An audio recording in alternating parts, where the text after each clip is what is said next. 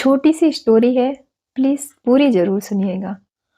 एक बार एक पति पत्नी ने आपस में संकल्प लिया कि हम 2 दिन तक अपने घर का द्वार किसी के लिए नहीं खोलेंगे। ठीक है, दोनों लोगों ने संकल्प ले लिया। कुछ देर बाद क्या होता है, पति के मम्मी पापा आ जाते हैं। दोनों लोग पहचान लेते हैं, एक दूसरे का मुंह देखते हैं, क्योंकि संकल्प लिया था तो दरवाजा नहीं खोल सकते।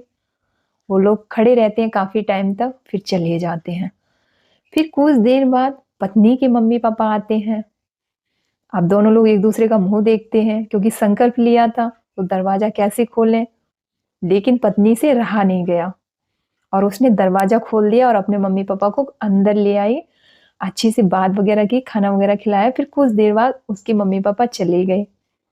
अब पत्नी अपने पति का चेहरा देखे कि अब तो ये मुझे कुछ सुनाएंगे, लेकिन पति ने कुछ भी नहीं कहा।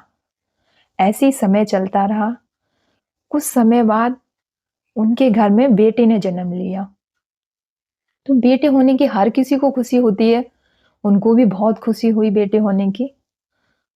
फिर कुछ सालों बाद उनके घर में बेटी ने जन्म लिया, तो उनके पिता को बहुत खुशी हुई। उन्होंने खूब मिठाइयां बांटी, मतलब बेटे होने की 4 गुना खुशी हुई उनको।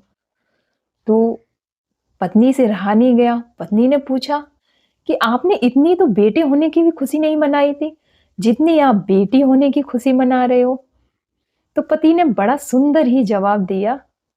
पति ने कहा, मेरी किस्मत खुल गई, मैं बहुत किस्मत वाला हूं जो मेरे लिए भी द्वार खोलने वाली पैदा हो गई। तो जिसके घर में भी बेटियां हैं ना, वो अपनी बेटियों को बोझ ना समझे, क्योंकि बेटे तो हमें भाग्य से मिलते हैं, लेकिन बेटियां हमें सौभाग्य से मिलती हैं।